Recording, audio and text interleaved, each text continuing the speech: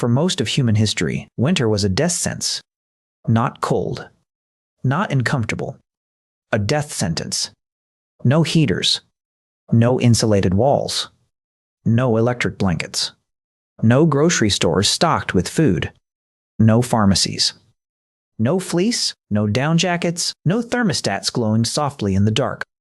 And yet, somehow, your ancestors survived hundreds of thousands of winters. Some of those winters were brutal beyond anything a modern human has ever felt.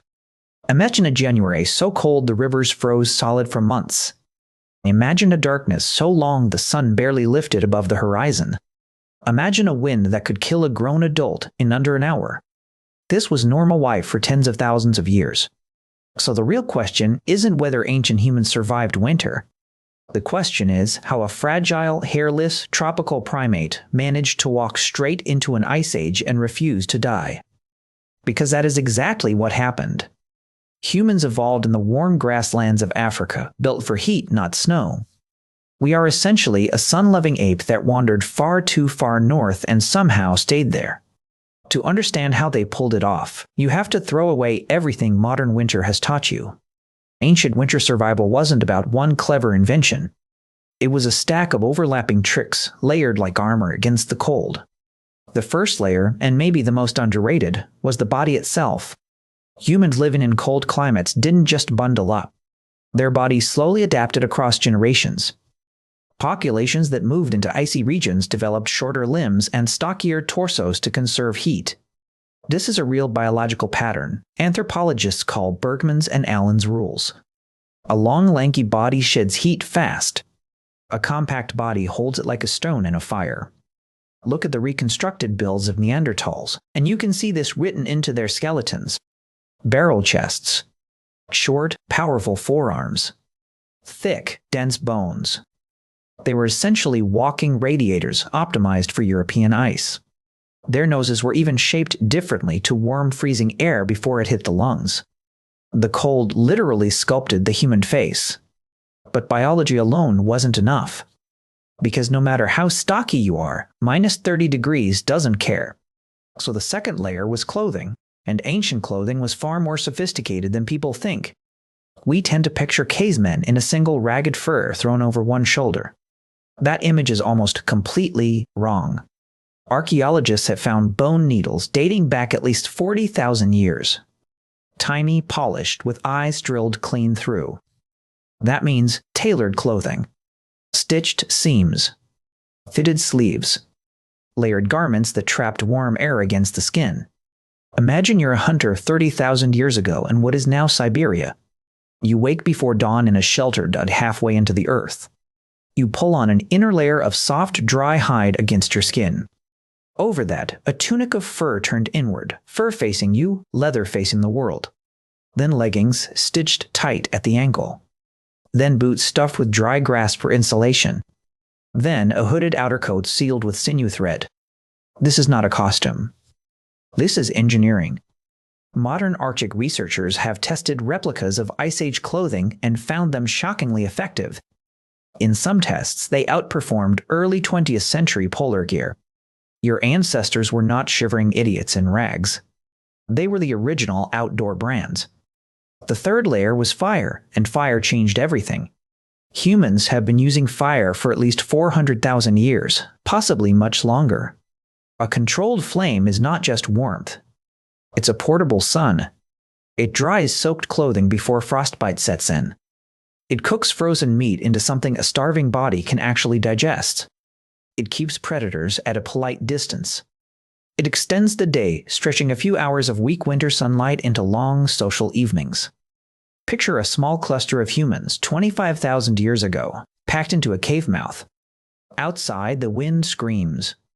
Inside, a single fire throws orange light across painted walls. Someone is mending a torn boot. Someone is chewing hide to soften it.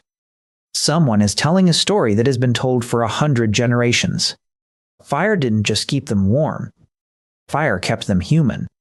But fire needs fuel, and that brings us to the fourth layer, the shelter itself. Ancient humans were not just hiding in random caves. They were architects. In the open plains of Eastern Europe, archaeologists have uncovered Ice Age huts built entirely from mammoth bones. Massive curved tusks formed the doorways. Skulls anchored the walls. Hides were stretched across the frame and weighed down with more bones. Inside, hearths burned constantly, surrounded by sleeping platforms. These weren't temporary shelters. Some were used for generations. Others dug pit houses, sinking their floors a meter or more into the ground, where the earth itself acted as insulation. A few feet below the frost line, the ground stays surprisingly warm. Your ancestors figured that out without a single physics textbook. Here's the important part. None of these tricks would have mattered without the fifth and most overlooked layer: food. You cannot stay warm if you are starving. The human body burns calories like a furnace burned wood, and in winter, that furnace runs hot. A person in the Ice Age might have needed 5,000 calories a day just to not freeze.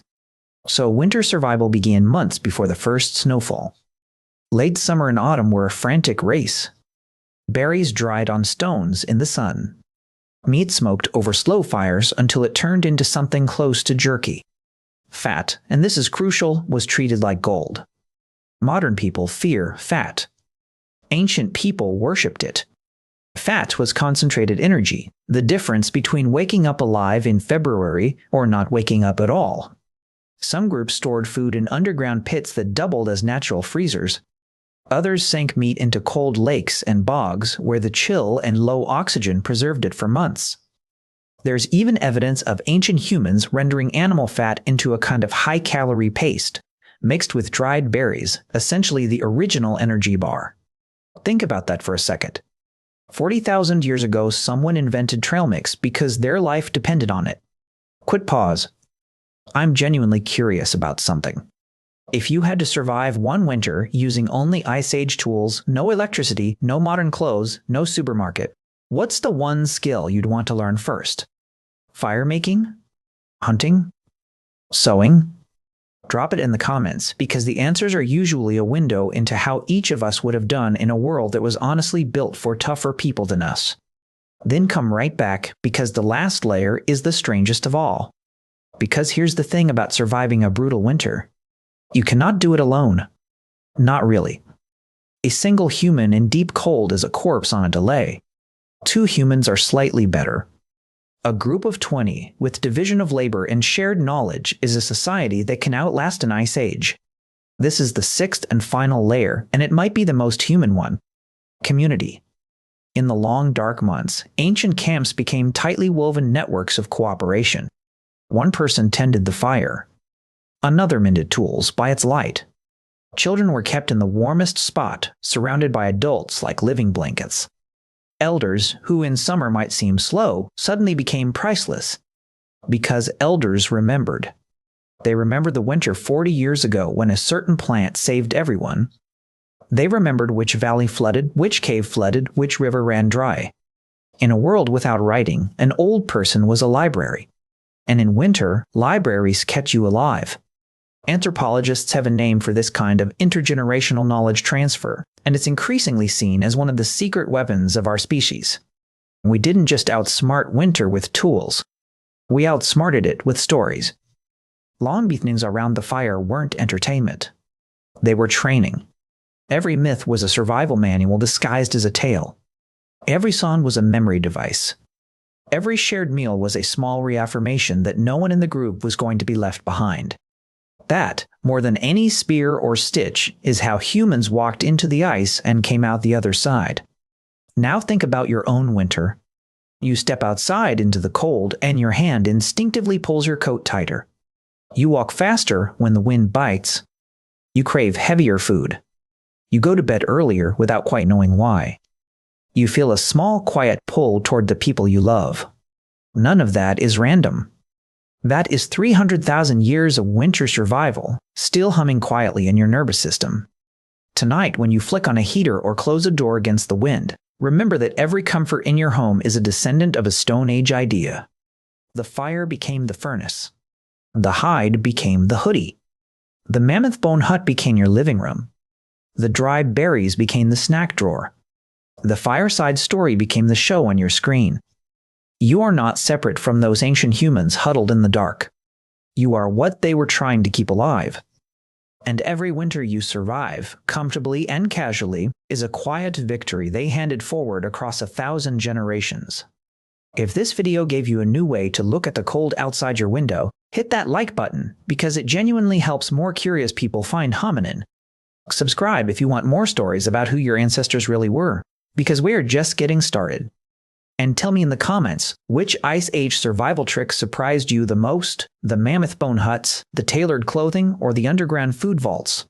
Next time, we're going to crawl even deeper into prehistory and ask a question that sounds simple but isn't. What did ancient humans actually do all day when there were no jobs, no clocks, and no weekends? Until then, stay warm. Your ancestors worked very, very hard to make sure you could.